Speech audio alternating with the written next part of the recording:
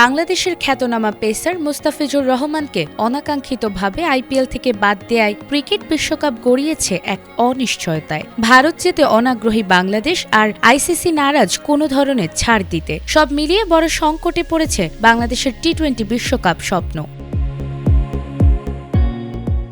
মোস্তাফিজুর রহমানকে আইপিএল থেকে বাদ দেওয়ার ঘটনায় তীব্র নিন্দা জানিয়ে আইসিসিকে চিঠি পাঠানো হয়েছিল। মঙ্গলবার এই চিঠির জবাবের আশায় ছিল বাংলাদেশ ক্রিকেট বোর্ড, কিন্তু সেদিন রাতে এ বিষয়ে আইসিসির সঙ্গে বৈঠক হলে কোনো ছাড় না দিয়ে বরং কঠোর নির্দেশনাই দিয়েছে আন্তর্জাতিক ক্রিকেট কাউন্সিল। আর এতে করে ক্রিকেট অঙ্গনে তৈরি হওয়া সংকট আরও বেড়েছে।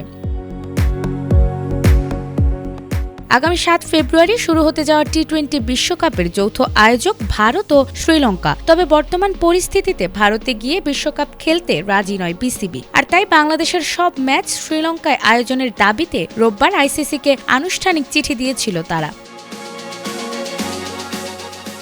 বিসিবির একটি দায়িত্বশীল সূত্র জানিয়েছে, শেষ মুহূর্তে ফিক্সচার পরিবর্তন করতে চায় না আইসিসি। সে কারণেই বাংলাদেশের বিশ্বকাপ খেলার সম্ভাবনা প্রায় শূন্যের কোঠায় নেমে এসেছে। এই সংকট সামাল দিতে সোমবার মুম্বাই ও দুবাইয়ে একাধিক অভ্যন্তরীণ সভা করেছে আইসিসি। ব্রিটিশ সংবাদ মাধ্যম দ্য টেলিগ্রাফ জানিয়েছে, বিসিবি ও বিসিসিআই এর শীর্ষ কর্মকর্তাদের সঙ্গে নিয়মিত যোগাযোগ রাখছে আইসিসি। আর এ অবস্থার উপর ভিত্তি করে সময় চেয়েছে বিসিবি।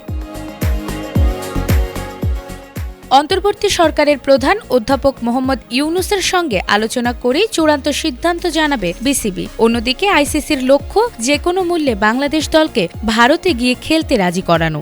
এক পরিচালক বলেছেন, তাদের অবস্থান থেকে না সরলে ধরে নিতে হবে বাংলাদেশ বিশ্বকাপ খেলছে না।